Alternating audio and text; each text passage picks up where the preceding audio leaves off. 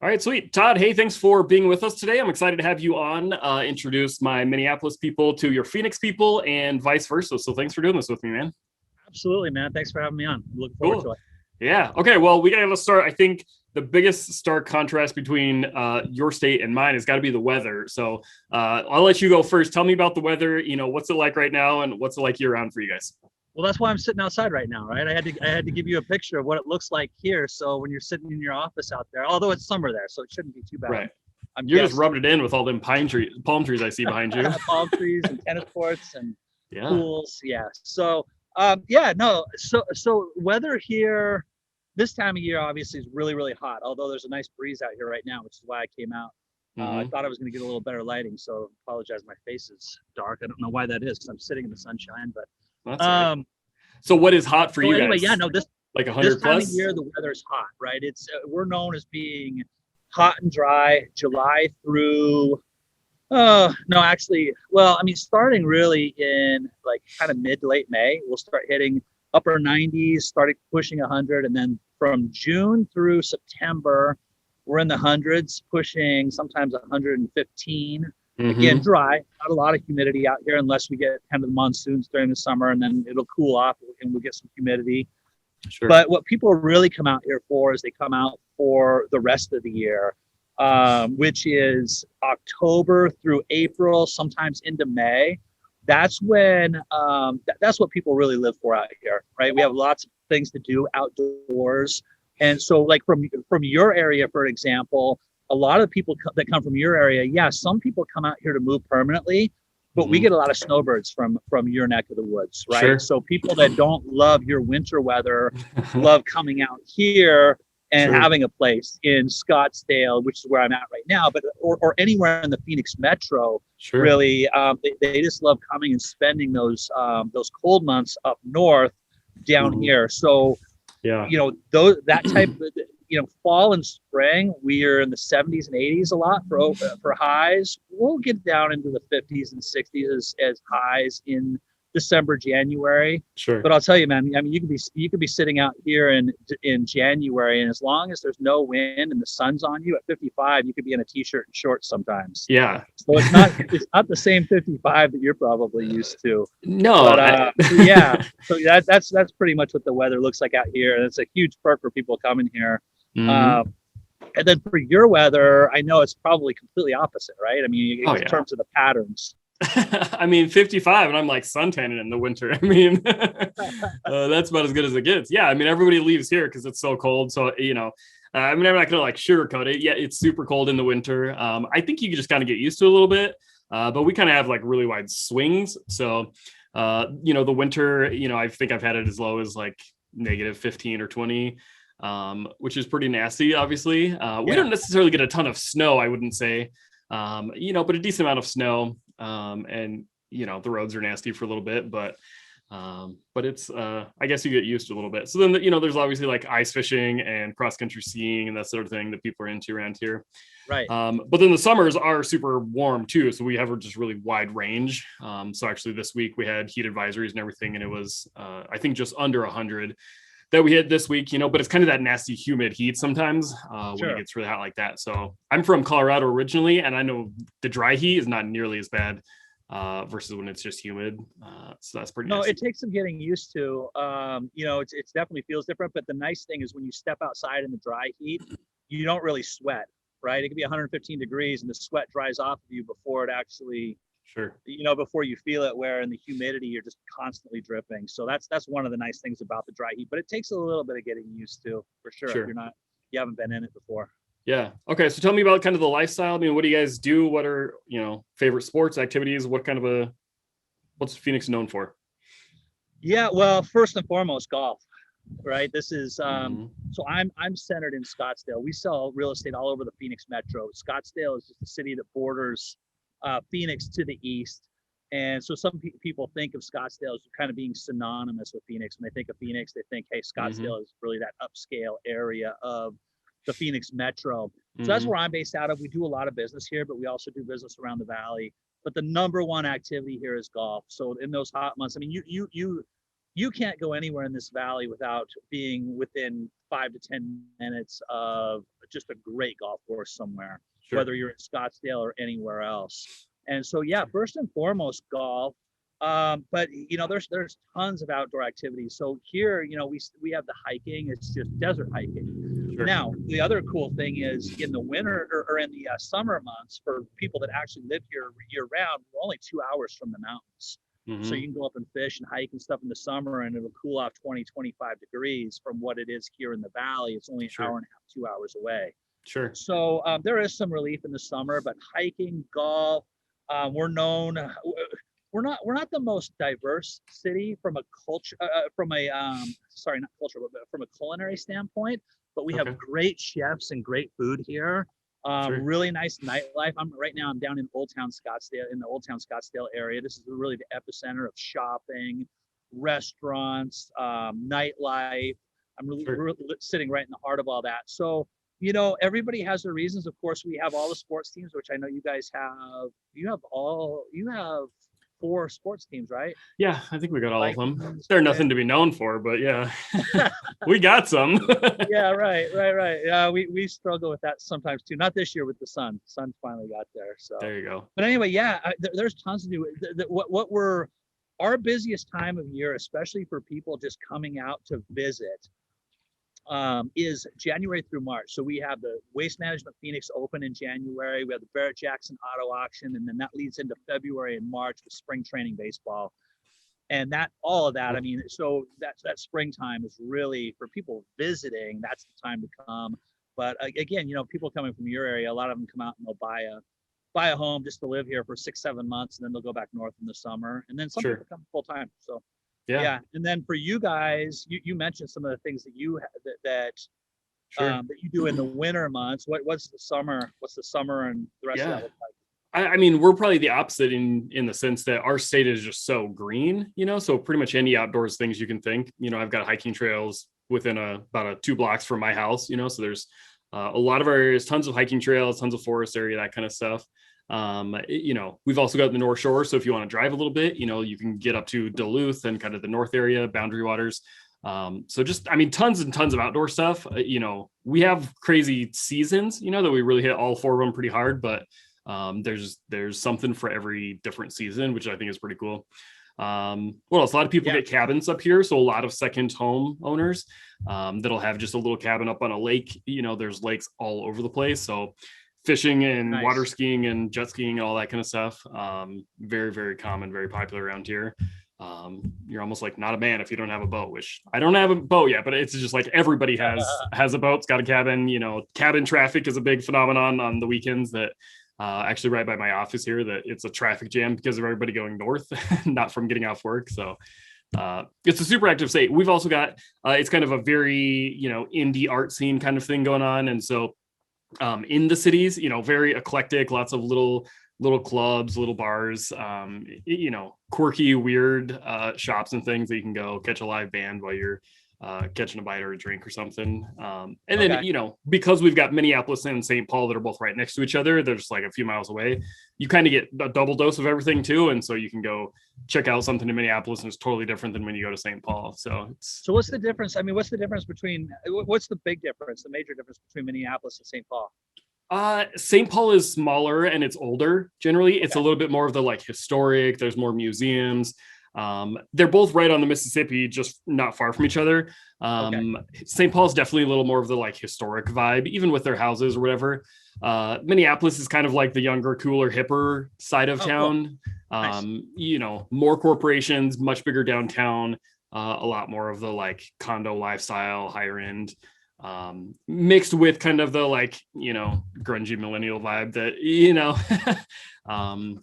is that's cool, casual and laid back too. Yeah. So Minneapolis is cooler for sure, but depends. If you ask somebody from the other side of the river, they might say St. Paul is. Depends on what vibe you're going for. Yeah, that's cool. Well, and then for people moving there, it gives them options. I always call, like I said, we do a lot of business in Scottsdale. I always call Scottsdale a very lifestyle diverse city, meaning that there's something for anyone depending on what part of Scottsdale you actually move to. And it sounds like it's very similar there. In regards to that, where it's just like there's kind of something for everyone depending on what section of town you live in. So that's cool. Yeah, 100%. Nice. So okay, let's talk about real estate. I mean, I guess what I think of Arizona, which maybe this is right or wrong, you better tell me, but I think of like a whole bunch of seniors that are all wanting townhomes that are there seasonally. I'm sure that's not all there is to the state, but is that kind of a lot of your guys' housing, or what's housing like? No. Yes, we have a lot of senior living out here. Is it the majority? No, absolutely not. I mean, for us, we have people. See, Phoenix is driven on affordability and weather, and you could probably throw a couple other things in there. But at the end of the day, people love the weather and they love the affordability. So our taxes are low. Our housing is still low relative to where most people are coming from. Sure. So no, we have business professionals. We have businesses flooding into this area from California and some of the states where people are just like, I'm ready to get out, right? Sure. California. Or most of my clients this year are coming from Washington, Oregon, and California, and they're ready to get out. And some of those businesses are ready to get out too. So we have tons of business professionals, lots of families. Just breaking down Scottsdale, I said Scottsdale as a city, just Scottsdale, not the rest of Phoenix Metro, which is just a section of the Phoenix Metro, is very lifestyle diverse. So if you live in the southern part, which we call Old Town Scottsdale, which is kind of, like I said earlier, the epicenter of all the entertainment and stuff, you get a younger vibe. As you get further north, the demographic gets older. So you get kind of in that north central area, you have a lot of families and kind of that 40s, 50s crowd, early 50s crowd. And then as you get up into North Scottsdale, the further north you start getting into more of the retirement crowd, the 60s, 70s demographic in a lot of those types of subdivisions. Although there's always a mix, here even though South Scottsdale is more of a millennial crowd, you're still going to have a mix of some seniors down here and different stuff. And same thing with North Scottsdale. So yeah, you're right. I mean, we have great retirement communities around the Phoenix Metro, but it definitely doesn't make up the bulk. I mean, our population is over 4 million. I think we're the 4th or 5th largest major metropolitan city in the country. So yeah, it's definitely, even though from the outside looking in, it probably seems like it's like mostly made up of retirees. We have a great community for that, but that's definitely not the bulk of the population. Sweet. That's awesome. So what kind of prices do you guys have, that come along with maybe an entry-level buyer versus a senior townhome type of development or new construction? What kind of prices? Well, again, I'll just use Scottsdale as an example, because if I went Phoenix Metro, it's just such a big area. So just using Scottsdale again as an example, as you move south to north, South Scottsdale median home prices are in the low 400s, although you're not going to find a whole lot. I mean, there's kind of that lag measure, right? So you're not going to find a whole lot of great single family homes at 400,000. A lot of them are in the, some of the remodels and stuff like that are in the 500s. Sure. And I say remodels because South Scottsdale is the older section. So as you get further north, it gets newer, and then south it's kind of the older section. Sure. And then ranging up into North Scottsdale, median home prices up north of the 101 freeway in North Scottsdale are in the 800s, and then ranging all the way up into multi-million dollar real estate up there. So there's something for everyone. In Old Town Scottsdale, you can still buy a small condo, 800 square foot condo, right? Within walking distance to everything for a couple $100,000. So there's really still price points for everyone out here. And then property taxes are really affordable. So it makes everything, from a housing standpoint, with the property taxes being as low as they are, it makes housing that much more affordable, where somebody can either move here and decrease their cost of living so they can spend the same amount and get more, or they can just increase their purchasing power and buy more for their money. So that's so definitely that benefit. That's cool. That's awesome. You guys are a little bit higher price point than we are then, I would say. What's that? I'd say you're a little bit higher price point than we are overall. I was curious. I don't know your pricing at all. I know where most people coming here, we're finding that they're saving money here. What's pricing look like out there? Well, and that makes a lot of sense too, because you guys have a ton out here coming from California, which is super expensive. Our median sales price around here is about $350 right now, across the metro. So if you're looking for something real entry level, maybe you're like $200 to $250 for a condo or a townhouse, something. I mean, condos are a little less, and then if you want new construction, it's usually starting in the 400-ish range, for something very entry level. But then, certainly Depending on which side of town you're on, the west side of our metro is definitely, probably 800,000 or so for their median. But the bulk of it, everything's pretty mixed, I would say. Even like within a city, you can usually find pretty affordable prices, and then the sky's the limit, of course. But yeah, generally we're like 350 for an average price. So as a metro, that's about where we're at. So we're very comparable from a metro standpoint. Sure. Scottsdale is the second highest priced city in the Phoenix metro. So when I was breaking that down, I was really breaking down the city of Scottsdale. Sure. But from a metro standpoint, it sounds like we're pretty close in terms of median home prices. Sure. What are your taxes like there? Typically about 1%, give or take. So $300,000 property, $3,000. Mm-hmm. Okay, so we're just a little bit below that. We'd be about 0.6% in most areas, depending on the area. Sure. So we're a little less than that, but that's not too bad compared to a lot of people are like pay 3 times the property taxes that they pay here, so that's not too bad. Yeah. I hear a lot of people moving from places like California and whatever for that exact reason, going to Texas, going to Arizona, wherever. Well, even Texas. I mean, a lot of people don't know Texas is a great state, and it has affordable housing. The only thing is their property taxes are a killer. I used to actually sell some real estate back in 2006. I moved some investor money out into Dallas, and man, their property taxes just absolutely crushed our cash flow. Mm-hmm. So it was like they were running about 2%, upwards of 2%. I mean, give or take, actually 2%, 1.8 to 2.2%, depending on the city, and property taxes. So it kind of just destroyed some of their affordability. But yeah, that's crazy. Well, thanks for being on with me today. I really appreciate it, Todd. It was good to let people meet you from our channel and vice versa. So hopefully people can get an idea of the differences of Twin Cities and Phoenix area.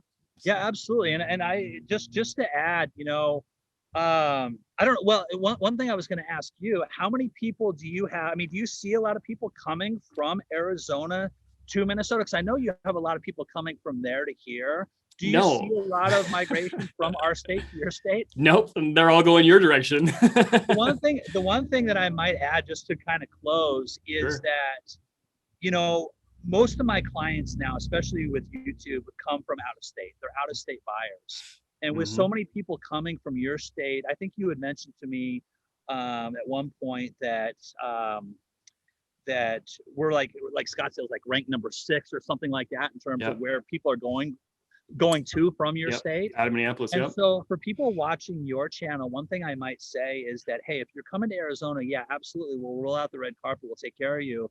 But one of the things I always tell people is, you know what, when you list your home in Minnesota, right? And regardless of where they're coming from, but in this case, if you list your home in Minnesota, if you and I are able to work together, the timing is so important, especially in these hot markets,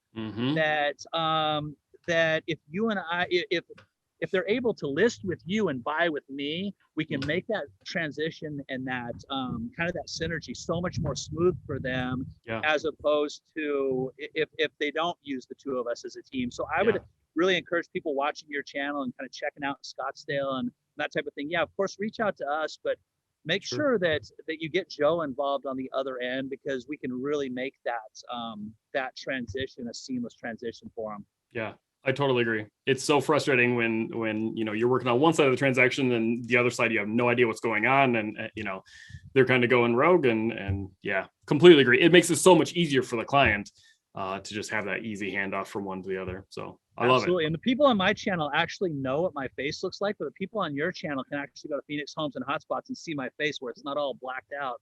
I'm literally sitting in the sunshine, man, and my face is blacked out on this video. I'm so frustrated right now. But yeah, so my channel is for people watching on Joe's channel. My channel, if you're thinking about coming out to Phoenix Homes and Hotspots on YouTube. My website's phoenixhomesandhotspots.com.